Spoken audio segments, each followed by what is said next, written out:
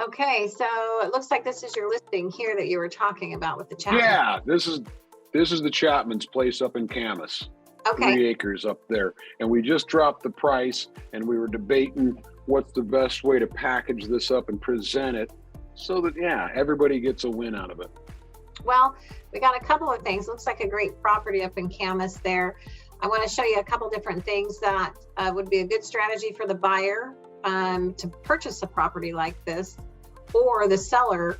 You know, they did take a recent price reduction, but another way that they can use those funds. Well, I'm always expecting as the listing agent, somebody to come in and ask us for a closing fee concession or something. So there's probably going to be some sort of wiggle. Where's the best wiggle?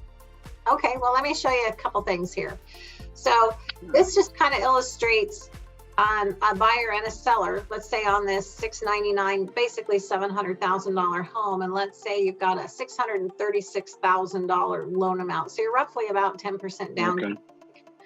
So from the seller for the Chapmans, you know, on a $15,000 price reduction, you know, if that's something that they are considering doing, you know, they have to understand that $15,000 is great, but for the buyer, it only really results about $95 maybe a month in savings. So yeah, once you're over, yeah. Yeah. So in 2 years, you're under $2,300 in savings. Where the real benefit would be is to take that $15,000 and do what we call a seller funded buy down. And I'm going to show you how that works here. So basically that same house, rather than a $15,000 price reduction, you let the buyer know that the seller is going to use that money and they're going to subsidize their payment for 2 years.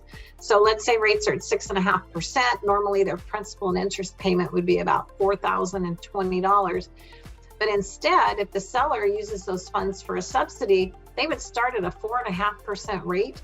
And they would save, if you look kind of down towards the bottom here on the right, the monthly subsidy, almost $800 a month, the seller is able to subsidize that buyer's payment for the first full 12 months of the loan. The second 12 months, the buyer would go to a 5.5% rate, again, a subsidy of over $400 a month. So over 2 years, instead of that $15,000 saving the buyer, let's say $2,300, the buyer is going to save about $14,474, and they're still in a 30-year fixed rate. So it's a huge benefit for a buyer to get in and to basically have their payments based on yesterday's rates. And eventually they'll get to that 30-year fixed at today's rate. Absolutely. So 2 questions on that. One, is there a prepayment? Can they refinance it? No prepayment. This is just a regular 30-year fixed rate loan with a temporary buy down for the first 2 years. So no prepayment. They can pay it off whenever they want, or, you know, we're looking at an election in a couple of years, right? What happens in an election year? Lots of times rates are down. Yeah, rates are going to be down. And that's kind of what everybody's been talking about. 2 years out, 18 months out, things will start to stabilize and come back down to normalcy, which I foresee also. Not much is going to change.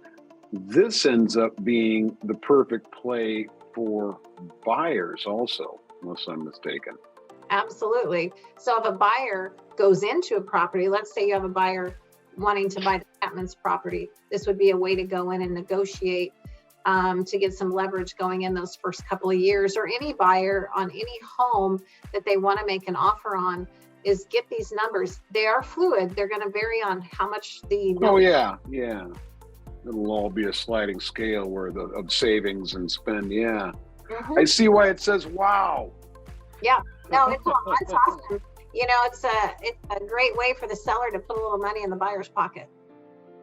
Yeah, it doesn't cost a bunch. I mean, when you're talking a percentage basis, it doesn't cost the seller almost nothing and saves the buyer a ton. And also on the buying side, saves that little buyer a bunch and probably enough to help them out. Yeah, in the 12. And the maximum term for this buy down is what?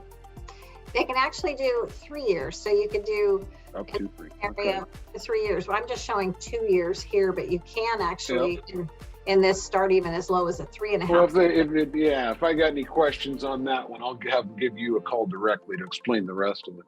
Okay, that sounds great. Let's go have a great day. Okay, let's do it. All right. And then I will get back with you like directly on how to make that work, and I'll see you soon. Okay, thanks so much, Aaron. Thank you. Have a great one.